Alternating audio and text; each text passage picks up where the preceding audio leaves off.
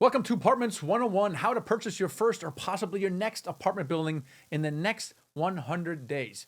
So let me ask you this question. Have you read this book, Rich Dad, Poor Dad? Fantastic book.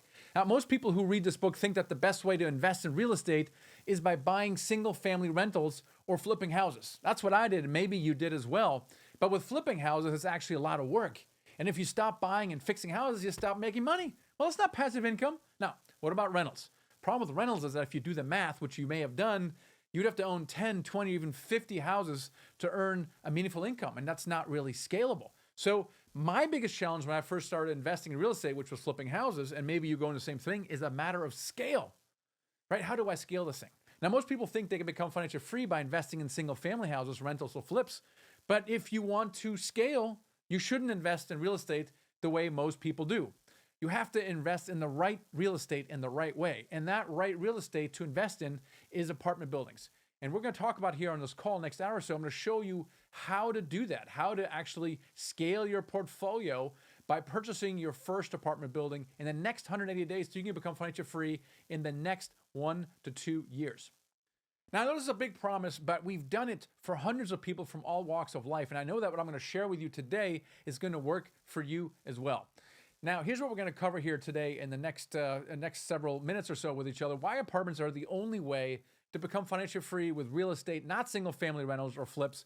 And talk about the 3 myths of apartment building investing that are probably holding you back from doing your first deal and actually pursuing this route to scale your real estate portfolio.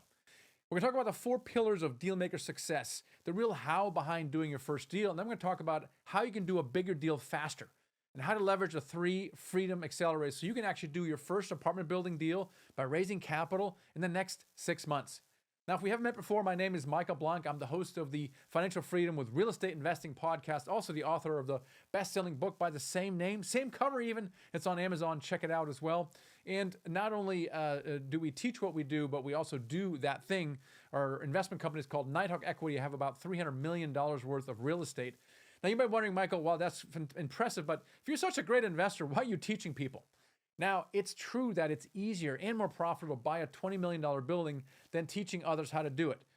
And I've been criticized for not focusing exclusively on the investment side of the business, but for me, it's not nearly as fulfilling as helping others do something they didn't think could be done and literally change their life. Doing the first deal and quitting a job. And I love that. That makes me get up in the morning. That's why I'm wearing this shirt right here. And so since 2014, since I started blogging about this and my podcast and writing a book, I've made it my mission to help people become financially free with real estate. And since then, my team and I have helped hundreds of students purchase more than 41,000 units valued at $1.5 billion. And as a result, we've helped hundreds of people achieve financial freedom. I'm going to share with you how that's possible. Now, I want to start a little bit with my story because it's a story of many wrong turns with real estate investing. Many of you on this call have done some kind of real estate, so you may recognize your own story and mine.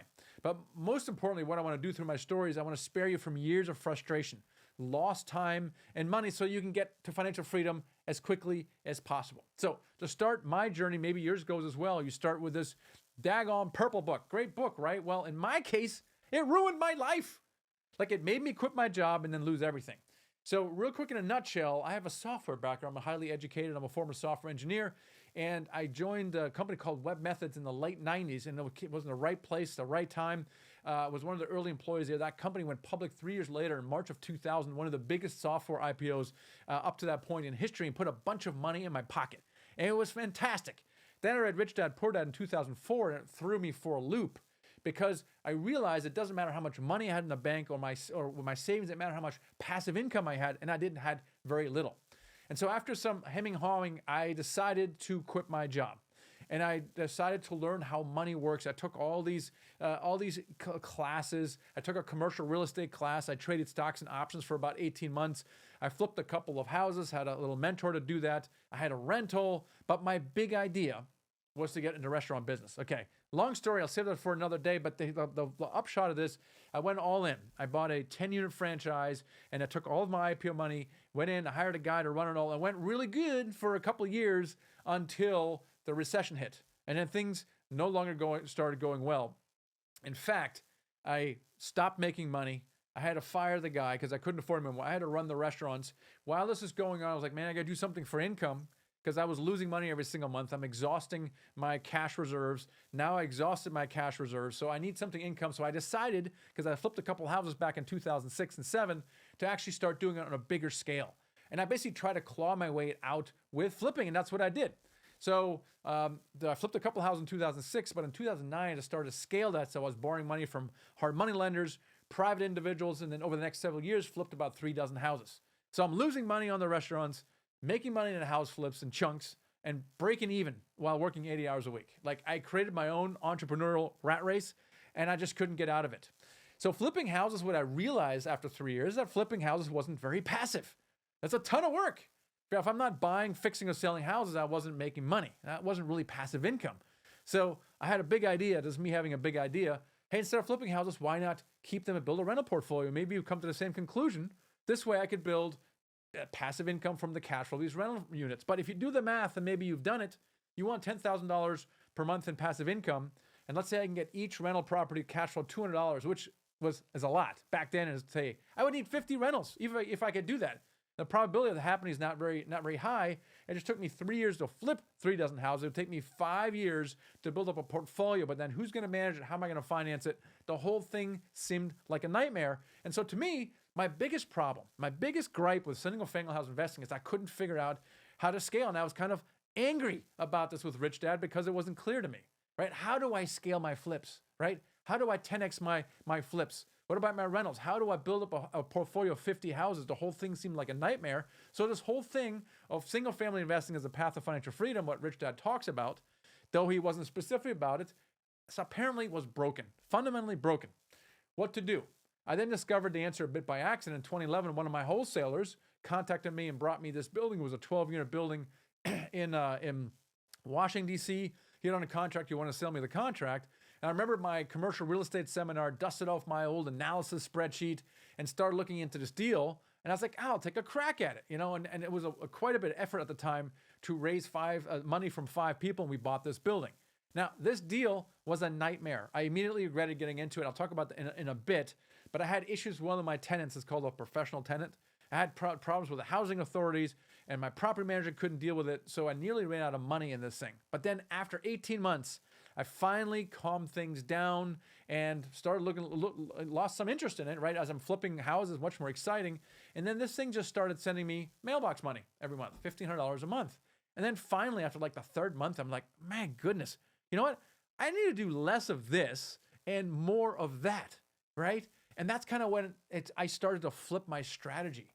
And I was wondering, well, my gosh, are apartments really the answer to my scaling problem? And I wanted to say yes, but I felt like I'd gotten lucky with this building. I didn't think I could turn it into a strategy. I mean, I wasn't really confident I could do it again. I felt like I didn't have the experience to be taken seriously by brokers. I felt like I would need 10 of these buildings to solve my problem, and I didn't believe I could raise that much capital. So how can I do this, right? How can I turn this into a strategy? How can I get brokers to take me seriously? How can I raise money outside of my friends and family? Now, today I realize that I was asking the wrong question all along. I was asking how questions. Instead of how can I do this questions, I should have been asking who questions. And this is the book that articulates in my mind is a book by Dan Sullivan called Who Not How. You got to read this thing. It's a game changer because it removes the need to figure out everything yourself. If you want to scale, you don't have the time to figure out everything yourself. Instead, you want to leverage others who have what you lack. If you don't have track record, who can help you get it? If you don't know how to get deal flow, who can help you get that? If you don't have the capital or can't know how to raise capital, who can help you raise it? If I were to boil it down, the single biggest difference between single-family house investing and scaling is a who, not how mentality. It changes everything. Now, you might be thinking right now, Michael, I'm so on board with this idea of scaling with apartments, but isn't that kind of an advanced strategy? Like, shouldn't I get some more experience with rentals, maybe build up a portfolio over the next 5 or 10 years, and then take that money and then graduate to apartments? That's not a bad plan. It's better than a lot of other people who don't even use real estate, but it's not the best plan. It's not the fastest plan. But the reason you're thinking right now is because you're struggling with what I call the 3 myths of apartment building investing that are probably holding you back. And I call them the myths because they're exactly that. They're false beliefs that are preventing us from moving forward. So let's talk about each of them here because they're definitely holding you back, one or all of them. The first myth that you think you need is that you need years of investing experience like I just described. Maybe flip a house, build a rental portfolio. Now, I remember back in 2007, because I struggled with this as well. I was calling on brokers. I took this commercial real estate class. I'm like, my gosh, I'm going to start calling me some brokers. I flipped a couple of houses at that point. I had a rental. I felt I was fairly accomplished real estate investor. And I called up these brokers, and they weren't taking me seriously. They're like, yeah, that's cool, pretty cool, but how many apartment buildings have you done? I'm like, well, none. I goes, I'll tell you what, why don't you send me your proof of funds, and I'll send you a deal. I'm like, what proof of funds? I don't have any proof of funds. So I was stuck. And today I know this is what brokers do and say to make the newbies go away. Because in their mind, you're wasting your time. You're never going to close on a deal. So I'll ask you for a proof of funds that you don't have, and you're going to go away. That was my situation, right? So, and my question is, well, gosh, how am I supposed to get track record? Like, if I need track record to be taken seriously by brokers, then how can I get into the game? How could I crack that code? And the answer is, my gosh, you don't even need your own track record anymore. The solution is who, not how problem. The solution is not how do I get a track record. The question is, who can help get me one? So here's what I'm talking about. Let's say instead of just calling these brokers up, I recruited a bit of a team around me. I recruited a property manager who manages 5,000 units. I then recruited a lender who originated $1 billion in loan last year. Okay, and now I'm calling up the same broker. And I say, my name is Michael, so I'm working with a group of high net worth individuals, and I'm working with Bill over at XYZ Property Management Company, who, oh, Bill's a great guy. Yeah, a bunch of, yeah, cool. And I'm talking with Sam over at XYZ Lending Company, who originated, and they're like, oh my gosh, Sam, he's a good guy as well. Now, all of a sudden, the conversation is not about you and your personal lack of track record. It's about the track record of your team. So the lesson is, it doesn't matter what you have or don't have. All that matters is the team that you build. Building a team is the key to scaling. Now, for example, here's Rob Lutain. He did 3 years. He did 3 deals in one year, 3 syndications. The first 2 were a little smaller, used some of his own money, but the last one was a 200+ unit property. Do you think he could have done that on his own, or do you think he had a team around him? The answer is a team around him, and that's, by the way, the secret to scaling in real estate is to build a team around you. So you don't need your own track record. You actually leverage that of your team. The second myth that I was struggling with, and you might be as well, is that you need lots of money. Now, this has some truth to it because you do need some money, but it doesn't have to be your money. The truth is that you are going to use other people's money. That's what Robert Kiyosaki talks about in a book. Now, learning to raise money is a game changer when you're scaling your portfolio because your ability to buy more real estate is only limited by your ability to raise money. Now, you might be saying, well, my gosh, Michael, how in the world do I raise money? Or I don't even know people with money. It's a whole black box. What you have to learn about raising money is it's a lot easier than you think. Okay, and one of the reasons is because people with money also have problems, right? They have problems because they have 3 major problems. Most investors invest in the stock market or ETFs or mutual funds or something like that, but they're dealing with 3 major issues. One is market volatility. Stock market in the long run goes up fine, but in the shorter term, over 5 years, it can be very volatile, and that complicates financial planning. For example, if I need to fund my kid's college fund and I have a 529 or I'm about to retire, you don't want to liquidate funds when I'm 20% down. So that volatility makes my wealth planning very difficult. Number 2, the stock market does not pay cash flow or significant cash flow unless you're doing very advanced option strategies. And I'm paying too many taxes on the gains. And so I realized I can help stock market investors solve their problems by introducing them to real estate, multifamily specifically. And once I realized I didn't have to coax people or beg people or manipulate people or sell people, I just had to spread my enthusiasm about this newfound alternative asset class. People start leaning in and they start asking questions because they're trying to look for solutions that you can help them with. And so just to give you an example of how raising capital, once you learn how to do that, is much easier than you think, is Kyle Marcotte. Young guy, he's a pre-med student at UC Davis. He learned how to raise capital and use it to buy 2 buildings worth $5.5 million. He then dropped out of college and focused on real estate full-time. Who wouldn't? So what I'm saying is raising money is a game changer, but it's also much easier. You can learn how to raise money in 30 days. That's how easy it is, and everyone in our environment is able to do that very quickly. The third big myth is that you need hundreds of units. I get questions all the time, Michael, how many hundreds of units do I need to become financially free? And that's the question. The answer is much simpler. The answer is 1 deal. Now, hear me out on this because I know skeptical. How can 1 deal? What if I do a 10-year? That's not going to make me financially free. You don't know how much money my wife spends or whatever, So it's not how many units. You only need 1 deal. There's 2 reasons for that. One is the law of the first deal. I talk about it in my book and my podcast all along. It says this: the first multifamily deal results in financial freedom within 1 to 2 years. It just does. And it doesn't even matter how big your first deal is. It doesn't matter how big your first deal is because it always leads to the same result. And let me give you an example with Drew Niffin here. Okay, Drew Niffin decides multifamily. He's on a single family house investing strategy, decides he couldn't scale it, and decides to get into multifamily. He starts small. He starts with a 3-unit deal because it's a house the same. He bought 3 rentals. It's just a normal rental with three doors on it, so it wasn't a big stretch for him to buy another 3-unit. Then he bought a 4-unit. Okay, also not a huge stretch, but then he goes, I think I'm going to go a little bigger, and he went to a 32-unit, and he was essentially financially free after 8 months because of the acquisitions fees, which I'll talk about here in a second. Also because of the pipeline that was forming. The thing about the law of the first deal is that first deal unlocks these other deals. What happens in a lot of places, and most of the time, is by the time you have that first deal under contract, or you're closing that one, you have your second already under contract. In other words, once you close that first deal, the second and then third come to you in rapid, almost automatic succession. That is a law of the first deal. And it's for a variety of reasons, but typically, once you close a deal, okay, you now become a closer. And those brokers maybe that weren't as responsible before are calling you up now because now you're a closer.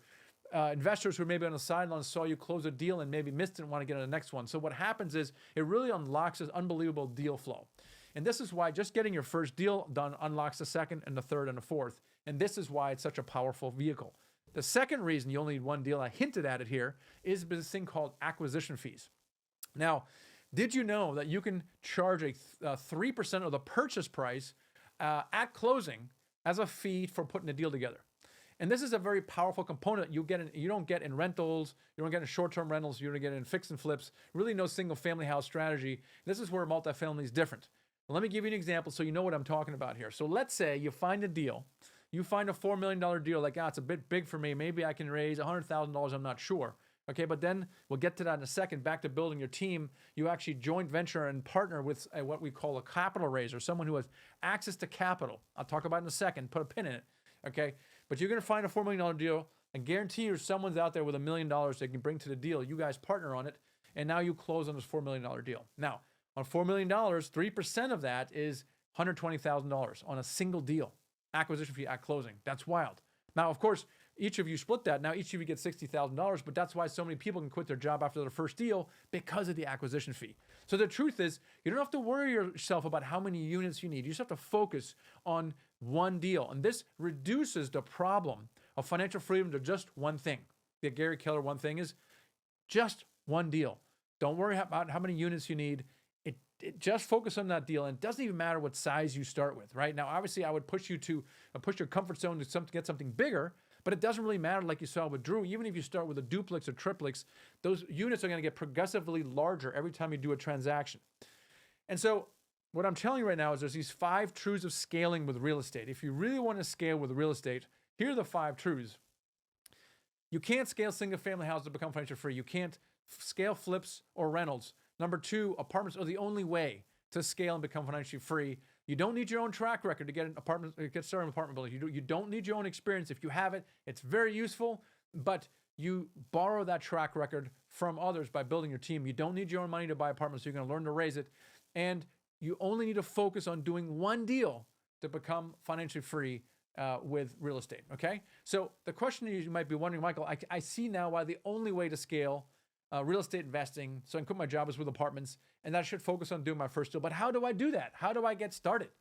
Now, I know I just said you shouldn't be asking how questions, but you have to know a little bit something on how to do it. And I want to kind of show you what to pay attention to when you pivot to apartments, because you don't just take your normal single family house tactics or even your mindset into the multifamily. Some things translate, but a lot of things don't. And if you don't get this right, you're going to struggle like I did when you go from one to another. So here are the 4 things to really pay attention to as you transition into multifamily. I call them the 4 pillars of deal maker success, and maybe not call them the how and so much, but really the what. What you have to really focus on as you embark on this journey to multifamily investing. And kind of look at it as like a checklist of things. Make sure you do these things. And the first pillar you got to check off is to become what I call deal ready. The first pillar. And this, again, something I did not do. I just started calling brokers and started talking to investors like I described earlier, and they wouldn't take me seriously, and I kind of felt stuck. And so becoming deal ready means that you're using the right language. Maybe you're getting some education somewhere, so using the right insider language. But number two, that you're building your team first. And this doesn't take very long. None of these things take like 30 days to actually build a team. So before you call that first broker, you actually are calling them from a perspective of strength and experience. That's really important. So become deal ready, number one. Number two, once you've built your team and you're kind of using the right language, you want to really focus on deal analysis. Learn how to analyze deals quickly and accurately so you can speak with brokers confidently and also make offers. Now, again, similar to raising capital, learning how to analyze a deal is much simpler than you think, even if you're not a numbers person, as long as you're using the right tool. Okay, you got to use the right model. And then you got to lean on your team, right? Because how do you know what rent growth projections to put in there, right? Well, you got to talk to your property manager. How do I know what interest rate to put or what kind of loan to value? Well, you got to lean on your lender as well. So use the right tool, lean on your team, and deal analysis becomes very fast and accurate and painless. The third pillar to focus on now is deal flow. Once you have your team built and you know how to analyze deals, you really want to start doing deal flow, and then don't do what I did, which is I look in the MLS. Right, that's kind of where small deals go and not very many at that. Then you might discover LoopNet. That's cool. That's where deals go to die. Okay, so really where you get deals from is from brokers. So really focus on finding those brokers and then building relationships with them so that they get you access to off-market deals. Now, this takes maybe 60 to 90 days to do that, and now you're seeing deals that no one else sees. And that's how you get deal flow. You need regular deal flow as well. And the last one is deal capital. We already talked about that raising capital is a game changer. Now you can learn how to raise capital very quickly, and that's actually true. But there's another component which I hinted at earlier, which is also a game changer, and that is the joint venturing nature of this business. So if you're more of a deal finder and you find a deal, there is your counterpart, which is a capital raiser who has access to capital as well. And so therefore, it allows you to buy larger properties very quickly. So those are the four things to pay attention to as you pivot into multifamily investing. And if you do that, you can do your first deal in 6 to 24 months. It's rather as simple as that. Now, having said that, you might be wondering, my gosh, why does it take 6 to 24 months? In fact, what can I do to be more on the 6-month side and more on the 24-month side? So what you're really asking is, how can I do bigger deals faster? The answer to that is leverage the 3 Freedom Accelerators. Right? This is really where you try to get into bigger deals faster. Before I tell you what they are, let me tell you what difference they make. So we call our students the deal makers. And we found that their average deal size is $4 million, and they get their first deal under contract in 6 months. Now, that's a pretty big first deal, right? And 6 months seems pretty fast. Now, I can tell you that the vast majority of our deal makers who start working with us, they're not thinking they can do a $4 million deal in 6 months. They have everybody comfort zone ends before then, but then sometimes they do. And how is this possible? How can you do such a large deal so quickly? And it's because of these 3 Freedom Accelerators that I'm about to share with you as well. So as you embark your journey, whether you work with us or not, or try to do it yourself or work with someone else, again, check these things off. Make sure you're checking these off somehow. Number one is follow the right system. Now, in our world, it's called a Dealmaker Blueprint, the most direct route to buying your first apartment building and becoming financial free. It shows you step by step, week by week, how to go from where you are right now to closing your first deal, becoming financial free, and then scaling to 1,000 units or $10 million raised and leaving a legacy. And because deal makers value their time, they don't want to reinvent the wheel. They want to follow a proven system that works and gets them results much faster. So make sure you don't reinvent the wheel, but follow a system that's worked for many different people in different market cycles. Number two, get the right support. And there's really, this is really, really important because, again, this is something I did not pay a lot of attention to. Back to my building here, that's the biggest mistake I made with this building. I didn't have the right support because I felt I was a pretty experienced real estate investor. I had a couple flips. I have a rental. I can do this on my own. I mean, I don't really need help with that. And I was majorly wrong. And I made all kinds of mistakes. I bought this building in Washington, D.C. Now, a more experienced person who was familiar with D.C. probably would have advised me not to do that because of the pro-tenant laws there, which created another problem. I had a professional tenant in there. I didn't realize until I closed on the building, and that tenant made my life miserable. Not only did he not pay rent, that was the least of the problems. He sued me every 8 weeks, which was what he was doing to the previous owner, which is probably a reason she was selling, which I didn't realize. And it was very easy to do that, and very difficult to get them out because of the pro-tenant laws in the district. Which, and so a mentor would have advised me to research a legal history of each tenant because this is a Section 8 tenant, which I also didn't appreciate, which led to problem number 3. I had hired the wrong property manager. A mentor would have advised me to hire a property manager familiar with Section 8 properties like this. Now, because of the lost rent, the attorney fees, and significant fines, I nearly ran out of money out of this building. And it delayed my construction significantly. It was a hard lesson about buying apartment buildings on my own. And what I failed to realize that if you want to do bigger deals faster and without making big mistakes, you need the right support. And there's really 3 kinds of support you need to build around yourself. Number 1 is community. You need a tribe of like-minded people around you, because you come home to your friends and family after this, watch this training, like, oh, I'm going to get into apartment building investing. I'm going to get myself a $4 million property. And they're going to go, oh, wow, really? Are you? That sounds crazy to me. And you're like, and you listen to that enough and you start to believe it, and that's a problem. So what you really want to do is get yourself in a community of other, quote, crazy people, where you, of course, you realize you're not actually crazy, but more importantly, it's really where you can get support and accountability. The second kind of thing you need is some kind of coach around you. I just mentioned accountability. Coaches are really good for holding you accountable, also helping you deal with limiting beliefs or the mindset issues. So make sure you have access to someone like that to hold you accountable and keep you moving forward on this journey. And number 3 is a mentor. Now, these are really experienced advisors, people who have done dozens of syndications, have raised millions of dollars, and you want someone to look over your shoulder on a live deal to make sure you're not making a big mistake. And this is why deal makers do bigger deals, because they get the right support. And the third Freedom Accelerator you have to make sure you do is you join the right network. Because you need that, you need access to a network that gives you access to capital, deals, and partners. So let me give you an example of why partnerships are so important to scaling faster. Andy Vaughn in the middle, Seth Robb on the right. Andy Vaughn got started with multifamily investing, learned all aspects of multifamily investing and really struggled with the numbers part. Not really much of a numbers person, and so therefore he struggled with deal flow. But what you got to think about him is he was a relationship guy. So for his personality, he had a much easier time with raising capital once he learned how to do that because of his personality. Seth was opposite. He's a former engineer. He was much more numbers oriented, more detailed. So he gravitated naturally towards deal flow and then gravitated away from raising capital. So Seth found a 36 unit in North Carolina, struggled, of course, with raising money, and we put them together, and it was amazing partnership. And they did this deal. And Andy went on to do another 3 deals in 14 months, having raised $760,000, and he scaled his capital raising business to a large degree today. So without partnerships, neither of them would have been doing a deal right now. So getting into the right network so you can capitalize on that network for deal flow and capital is absolutely enormous. So to summarize, in order to do bigger deals faster, leverage the 3 Freedom Accelerators. Make sure that you're following the right system. Don't reinvent the wheel. Get the right support, and then join the right network. So let me ask you a question. Are you still ready to scale, right? If you are, then we can help, because this is something that we specialize in. We specialize in helping people scale with apartments. That's exactly what you do. And so we're going to show you exactly how you can do that in as little as the next 6 months to get your first deal on a contract.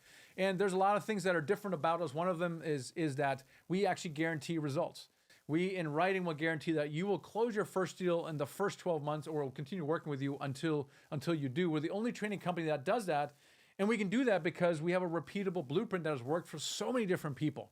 We know what works. We make the right resources available to at the right time. We give you access to the right blueprint, the right support, and the right network. And this is what Jonathan did. He took us up on it. He was very successful CPA, but working 56 hours a week, and he was looking for a way out. And he started working with us, and we helped him close his first deal in 8 months, a 34-unit property. He then did 2 more within a few months, a 46 and a pretty big 186-unit deal, and it just took him 8 months to be able to leave his 8-figure job. That was really amazing. Now, let me tell you why getting into syndications and investing in your syndication business is probably the best investment you will ever make. And this is because of the economics of the syndication. Because the syndications are the #1 freedom accelerator and then the #1 wealth builder. It is the fastest vehicle to quit your job and build a large amount of wealth. And so in order to understand that, I want to kind of talk to you about the economics of a syndication. So we talked about this $4 million deal. Okay, so if you decide to work with us and you get your first deal under contract in about 6 months, and the average deal size is $4 million. So assume for the moment, now we can help you do that. Now we can help you close one $4 million deal with a partner, okay, that you can do that. Now, if you can do that, let's see what the profit centers are for that one deal. So we talked about the acquisition fee, $120,000 on closing. This is why many can quit their job after their first deal, right? So that $120,000 closing fee is going to be split between you and your partner. That's $60,000 each. Now, let's say your living expenses are $10,000 per month. That gives you a 6-month runway. Maybe you have another $60,000 in savings, and that gives you an entire year. This is why this is such a powerful vehicle, and why so many people can leave their job after that first deal. But it doesn't end there. It doesn't end there, because that one $4 million deal generates an average of $100,000 per year. And let's say you have that for 5 years, so $100,000 per year for 5 years. There's this thing called an asset management fee.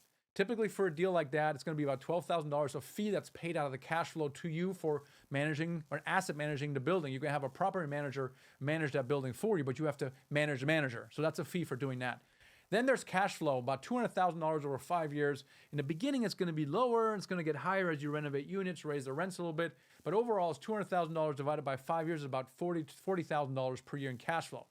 Now, again, there's profit at the end, $200,000 of profit at the end. You don't get it until the end, but $200,000 divided by 5 is about $40,000 a year. It's $100,000 per year on average for 5 years. So plus the $120,000 acquisition fee, $100,000 per year is $620,000 per year. $620,000 over 5 years. That's amazing. That's why syndications are really the ultimate freedom accelerator and quit your job, but they're also the ultimate wealth builder. Because if you can do a $4 million deal, you're not going to end at $4 million. You're going to do another one and another one and another one. Now, let's assume that if you do one $4 million deal, could you imagine, if that's the case, could you imagine doing another one the second year, and another one the third year, another one the fourth and fifth? Let's say, Matt, you're doing one $4 million deal per year. And by the way, most people don't just do one new deal per year, and they don't do a $4 million deal. They get more progressively higher. So what I'm about to share with you is actually much more conservative. So you do this one $4 million deal, $120,000 of closing. That's very valuable to help you get you out of whatever you're doing right now. And that generates $620,000 over 5 years. You do one deal per year, okay, that generates $3.1 million over 5 years. That's $50,000 per month. It's amazing. And therefore, if you invested $50,000 into your syndication business like you would a franchise, like you buy a franchise fee or anything, it's always $50,000, and that's before, of course, any kind of build out or construction. I know that because I got in a pizza restaurant business. But let's say you're like, man, what kind of business could I create that really generates cash flow and wealth? And you invested $50,000, that would generate a 62x return. And there's no other real estate strategy or biz op that gives you such a high return. Now, let me just say that none of these numbers I'm mentioning are guarantees, but I can tell you that the results are not unusual for those people who follow our system, do the work, and stick with it. And that's certainly what Raquel and Kyle did. They started working with us in June. They closed the first deal, 40 units, 72 units, 417 units. And within 8 months, they both quit their job, both of them. That's really amazing. It kind of shows you how powerful this vehicle is. Now, working with us is it could be for you. It may not be for you. But we work for very specific people, and here's what we're looking for. We have a high degree of success with people. If you're a six-figure earner and you complete at least one single-family transaction, okay, and then you want to scale to their portfolio to replace your income. If you're one of those people, then we do very well with them because I don't have to explain to you two things. One, I don't have to explain to you the benefit of real estate. You understand that it produces money, cash flow. But then I also have to explain the second problem, which is the following, which is, hey, I just want to scale. How do I scale this thing? So you understand both the benefits of it, but also the problem with it. And so now the conversation is only, okay, how do we solve this problem? How do we help you scale this with apartments? What does that look like? We're also looking for people who value their time, right? If you have a do-it-yourself mentality, you feel like you just want to figure everything out your own, then it may not be as valuable to you because we really have everything we have systems and templates and things that get you going very quickly. So if you value your time, you don't want to reinvent the wheel, then this could work out very well. Also, you're financially stable, right? As you know, it's helpful that you need some money to, you're certainly going to learn how to raise money, but it helps to have money for investing in your education, putting down a deposit, traveling to tour a property, and to fund due diligence costs that you get back at closing, of course. And if you want to invest in real estate, you need to be financially stable. Everybody knows that. So if you're not financially stable right now, then maybe now is not a great time to get started. And then you have a bigger vision for yourself. You don't just want to do a single rental or a couple of rentals or a flip here and there. you're looking for a way to scale. Maybe you are looking to build a real estate empire, create generational wealth, and leave a legacy. And then number one is you want to get going now. You don't want to wait 3 years to get this thing going. You want to do your first deal in the next 6 months. And so if that's you, then definitely have a conversation about how to do that for you. And we're going to kind of paint a much clearer picture as we get in a conversation with you to see what that looks like. I got a more serious question for you. What does financial freedom really mean to you? Like, really think about that. What does it mean to you? Imagine you have money coming in. You have money coming in from real estate that literally covers your living expenses, your minimal living expenses. What would that mean to you? Like, what would you do if you can quit your job or your exit your business? What would you do with that time? Like, really sit down for a minute and like journal around this. It's really important that you figure out what it means to you, and then get your spouse involved and your family involved. Hey, if we did this thing and I was home and I didn't have to work, what would that mean to the family? It's really something that was really meaningful to Jonathan and Paula Nichols.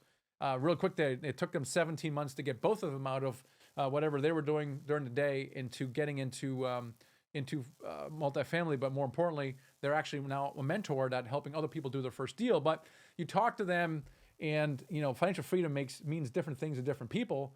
But for Jonathan, it was really controlling your time, giving you options to do with that, and you can work. Or you can not work. You can do work that produces money, or you can do other work that doesn't produce money.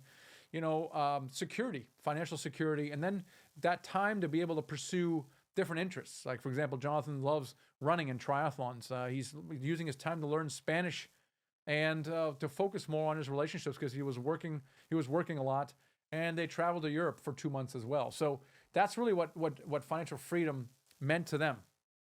So again, what does that mean to you? Really kind of think about this after this call, this training, and kind of write down what it means to you. Just think that through, because it's really powerful to be able to not have to work for money. Now, the question is what's holding you back? And I want to there's, again, getting into this mindset thing. There's a variety of things that may be holding you back from going, all right, I'm 100% in, Michael. This is fantastic. And I can tell you kind of what held me back, because it definitely have. In 2009, I was faced with the decision to get started with real estate, and I chose a flipping route. And it's not that I didn't know about apartments, because I'd taken that seminar in 2006 and actually started calling brokers. But I didn't decide to make multifamily an actual strategy until 2014. Now, I know I got into this deal in 2011. Remember, to me, it was more accidental. I didn't get this light bulb moment until a bit later, until I actually shifted into gear. So I went from 2009, when I was faced with a decision, when I got into multifamily, then 2011 got into it by accident. But in 2014 is when I actually said, I'm doing this. I lost 5 years. And why is that? And it was for a variety of different reasons.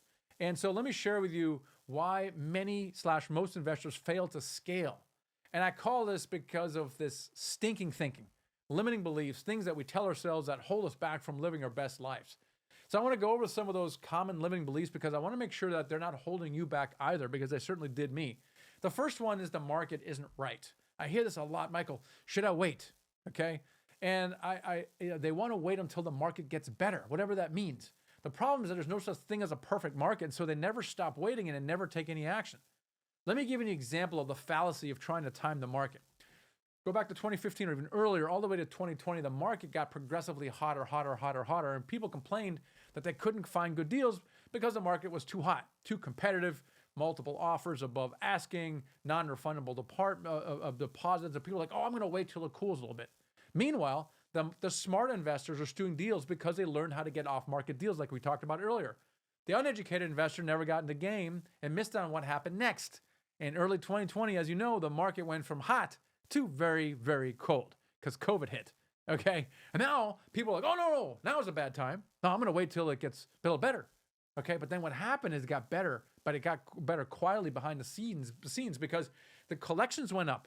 No one knew about that, right? Collections actually went up. And so we picked up one of our best deals 3-4 months after COVID hit, and then sold it for an unbelievable profit 18 months later. And then, so what happened now after COVID for the next 12 months is it went from super ice cold. Most people missed the transition into warm because it was behind the scenes, like I said. And then all of a sudden it became red hot again. It got really hot. And so a lot of people went, oh my gosh, I guess I missed that. And now it's too hot again, so I'm going to wait. And then they missed out on what happened next. The market went up even higher. people realized, oh, it wasn't so bad. And so they resumed their normal activity. But then inflation hit. Inflation was at 9% by the summer of 21, and rent started to skyrocket 25% over the next 18 months. It was wild. So the lesson is this: don't wait for a perfect market. It doesn't exist. Instead, figure out how to get into the game, how to get into business now. Learn how to get deal flow, learn how to underwrite, and learn how to adapt your tactics and adjust to what's going on in the market, right? This is also why you need to work with a more experienced team around you, an advisor, to advise you on what the tactics are in the market, but that you can be figured out. Things always change in the market. As an investor, you're always going to adapt your tactics. So figure out how to adapt your tactics. Don't try to time the market. The second limiting belief is that I'm too busy. And I see this a lot because, look, we're talking to you. You have some rental property, some flips, you're a six-figure earner. You're a busy person. 100% of people who come to us are busy, successful people, but they want to exit out of what they're doing right now, and they want to do it in the next 1 to 2 years. So it's like, hey, I'm too busy for this for now. I kind of call this the when-then fallacy. It's like saying, when I have energy, when I have time, then I'll work out. When in fact, working out is what gives you energy. You got to make priorities. And if you make priorities, if you feel, that's why I ask you, what does financial freedom mean to you? If you make the priority for you and you involve your spouse and your family, then the time will follow. Okay. So really, what I ask you again, what does it mean to you, financial freedom? Make it a priority. And our guidance is that if you carve out at least 5 hours per week, you can be successful in this business. So don't let busyness be an excuse. Right now just decide right now to make financial front priority, because if you do that, then the time will follow automatically. The third limiting belief is that I've been burned before and I'll be burned again. I get this, unfortunately. Maybe you joined a program before and it didn't work. That's happened to me before, and it kind of sucks. Now, even if you've been burned before, I'd hate for that past experience to burn you twice. Once for the bad experience you had, and then twice for missing out on a second program that can literally change your life. Now, we're one of the OGs, original companies in the space. We've been around for a decade. Our students have closed in over 41,000 apartment buildings worth over $1.5 billion. We've been doing this for 10 years. And the best part is that we guarantee success. And this is because we have the best track record out there, and we are committed to your success. So after this training, check out themichaelblank.com/wins. There are dozens of short testimonials with a link to our YouTube channel where you literally have interviews with people. And should binge watch that, because you can see how transformational this is and how many different people from different walks of life have been successful in this business. So check that out as well. Again, we're different. I know everybody says that, but just give us the time and give us a chance to really help you transform your life. I want to talk to you about the cost of waiting, right? Because we have this a lot. Hey, it's not right now. It's, holidays, vacation. I'm doing this. Now we're moving right now. I'm closing on a deal. There's a true, real cost of waiting. And I want to talk to you about right now because it's very common. And what honestly happens typically is that when you wait, it actually never happens, or it doesn't happen until much later. Now, there's obviously a financial cost of waiting, and that financial cost is $50,000 per month. Because you already know if you get started right now, you do a $4 million deal over the next 5 years, you can literally generate $50,000 per month in income. So there's a financial cost. It's interesting, a bit abstract, but the true cost of waiting is much bigger. And I love this. This analogy of the ladder of success, right? So what is the real true cost of waiting to you personally? And where are you going? What is the true cost of waiting to you? How does it affect you personally? Your time, your choices. What about your health? How happy are you with your health? What about your relationship with your spouse, your children, your friends? How is that going? And how much longer can you really afford to wait? I talked about this ladder of success, and I'm wondering, is this ladder of success leaning up against the wrong wall? Where is it going? Right? I know in my career, I was up on this ladder of success and made it pretty high up in my company, and I realized I didn't want to be there. And then I made the same mistake, and I got into real estate investing, got pretty successful at flipping houses, got to the top of the ladder of success, and realized it's leaning against the wrong wall. So take a look and see where your ladder, what's the wall on? Do you actually want to get to the top of the ladder? Is it worthwhile? Right? And so I really love this quote by Andy Stanley. It says, "It is your direction, not your intention, that determines your destination." Right? Where are you going? And it's not so much what you want to do. Oh, I want this, I want that. No, what are you actually doing? What are you going to do about it? And so really think about, is financial freedom for me? Okay, if it is, then start acting, start taking steps towards that. So this is why we love to have a conversation with you and explain how we work a little bit more often. So hopefully this was helpful in helping you better understand what the journey looks like from going from single family house investing and solving this problem of scale with apartments, and then helping you overcome that, because that's what we're really good at. We specialize in helping people scale by getting started with apartments, and that's good to get your first deal done. That's a major milestone. Making you financially free is a second one. Then really helping you scale to 1,000 units or $10 million raised so you can leave a legacy for you and your family. So with that, I'll let you go. Here's to financial freedom.